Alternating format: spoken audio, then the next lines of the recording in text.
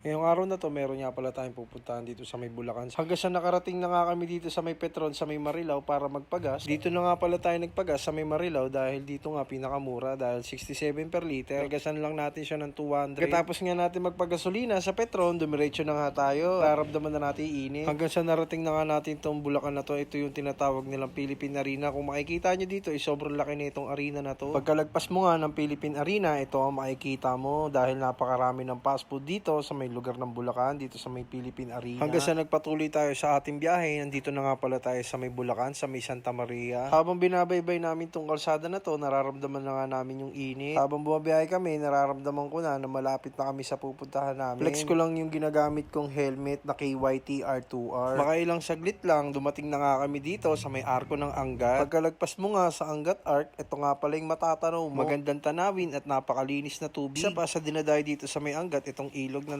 napakaganda na dinadayo ng maraming tao. Kasi narating na nga namin tong tulay na to na hindi ko alam kung anong tawag dito. Search nyo na lang or google nyo na lang kung anong tawag dito sa tulay na to. Dito mo nga masasabi na malapit ka na nga sa lugar na pupuntahan mo. Pagkalagpas nga natin sa may tulay, dumating na nga tayo dito sa may Baybay Angat Bulacan Arc. Hanggang sa nagpatuloy tayo, inahabol tayo ng malaking truck sa likod. Hanggang sa dumating na nga tayo dito sa may arko ng Doña Remedios Trinidad sa may I Love DRT. Tapos madadaanan mo pa yung rebulto ni Mama Mary. Dito nga is malapit na nga natin marating yung ating pupuntahan. Hanggang sa nakapasok na nga tayo dito sa may DRT, nakikita ko na nga yung sign na aming pupuntahan. Dito nga sa aming pupuntahan, hindi ka maliligaw dahil maraming sign na nakalagay dito sa lugar na to. Di mo naman kabisado, pwede ka naman gumamit ng Google Maps or mag-Waze ka. Hanggang sa marating na nga natin yung ating pupuntahan, matatanaw mo na nga yung simbahan ng Piyat. Hanggang sa nakarating na nga tayo dito sa may simbahan ng Piyat. Bali 1 oras at kalahati lang namin tinakbo tong lugar na to. Ito nga pala yung itsura dito sa may Piyat. Pwede kayong mag-take a picture, pwede din kayong umorder dito. Pwede sa inyo kung ano yung gusto nyo yung trip sa buhay. Ito nga pala yung dala naming motor na ADB 160 na si Bullet. Bali umorder nga muna kami ng aming makakain dito sa may Cafe Piyat. Ito pala yung mga pwede nyong orderin dito sa may Cafe Piyat. So habang nag-aantay tayo ng order,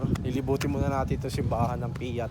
Ayan, sinubukan kong pasukin itong simbahan ng Piyat. Ito pala yung makikita nyo sa napakaganda at sobrang tahimik na kung papasukin mo ito is sobrang payapa ng lugar. Hanggang sa umakyat nga tayo sa itaas para makita natin kung ano ba yung itsura sa itaas. So, dito tayo sa may taas ng simbahan dito sa Piyat. Ito yung itsura niya dito sa Piyat. Mayroong mga magagandang tanawin. Inawag na nga tayo dahil dumating na yung ating order. Ito nga pala yung in-order ko dahil mahilig nga pala ako magkape. First time nga lang pala natin dito pupunta kaya sinubukan natin itong in-order natin. Hanggang sa dumating na rin yung ating order na nachos. Sinubukan nga namin tikman to kaya ito nga yung in-order ng aking asawa. Unang kagat, dito natin masusubukan kung ano ba yung lasa na itong nachos na to. Sa pangalawang tikim natin, ito nga pala yung pinaka-the best na natikman kong nachos. Hanggang sa natapos na nga kami kumain.